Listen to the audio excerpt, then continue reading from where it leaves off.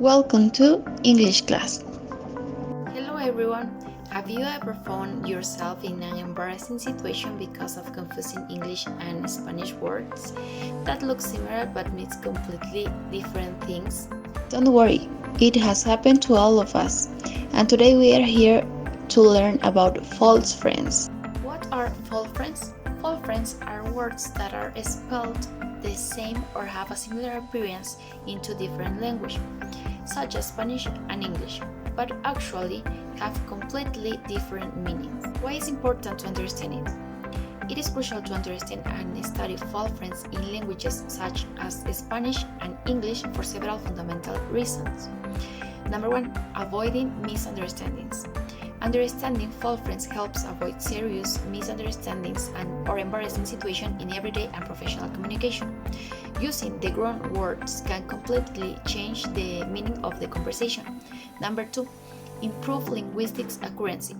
Knowing false friends promote greater linguistic accuracy. It allows students to select the right words in a specific context, thus providing their fluency and communication skills in both languages.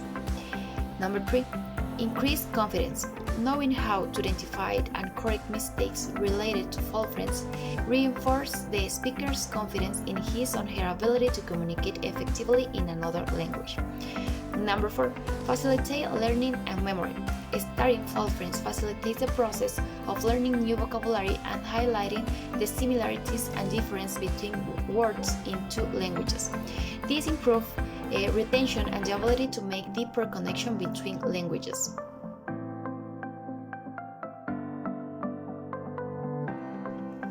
In this first example, the words are not the same, but very similar, but the meaning are completely different. Embarrassed means ashamed, and embarazada in Spanish means pregnant. And now we are going to explain by example. The incorrect usage on these false friends words are to say, hoy me enteré que estaba embarazada is not correct. Today I found out I was embarrassed. The correct way to say hoy me enteré que estaba embarazada in English is today I found out I was pregnant. And the correct way to use embarrassed in Spanish is estoy tan avergonzado hoy, and in English I am so embarrassed today. Library in the bookstore.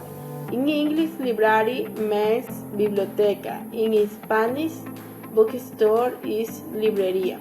For example, I need to go to the library to buy some books. It is incorrect. I need to go to the bookstore to buy some books. It is incorrect.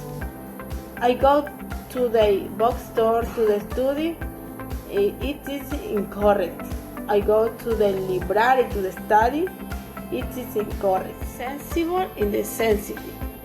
Sensible in the English, sensible in the Spanish, it is sensato.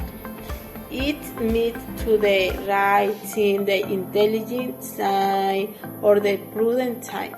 Sensitive. Now let's talk about sensible. It's in Spanish to someone is very emotional, or the word is easily hurt. In English is sensitive. For example, the doctor gives a sensible diagnostic. It is incorrect, and the correct is the doctor gives a sensitive diagnostic. She is very sensible and the cry easy. It is incorrect, and the correct is she is very sensitive and the cries easily. Actual English versus actual Spanish. To be actual in English is to be real or do exceed in actuality. Actual in Spanish refers to the present or concurrent. Incorrect usage. The sentence, I need to find the actual report for today's meetings, is incorrect in English. The present report for the meeting today is the intended meanings. Sentence in English that is correct. I had to locate the current report for the meeting today. Funny scenario.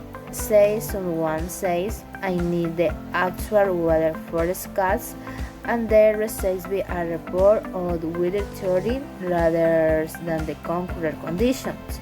Reminders to skating means to remember the meanings of actual in English.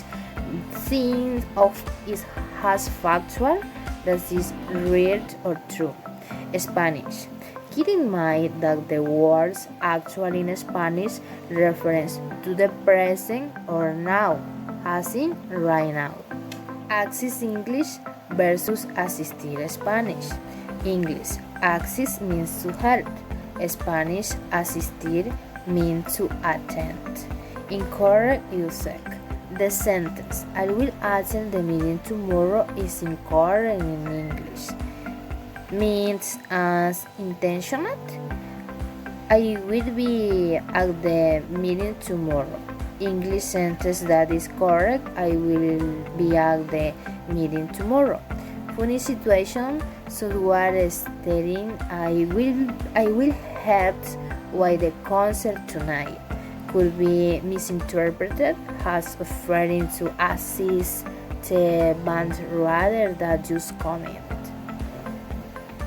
Reminders to keep in mind. English assist is synonymous with help. Place assistir in Spanish next to attendance or going to. The following word is notice in English is to observe or to be aware of something, and noticia in Spanish refers to a piece of news or report of recent events.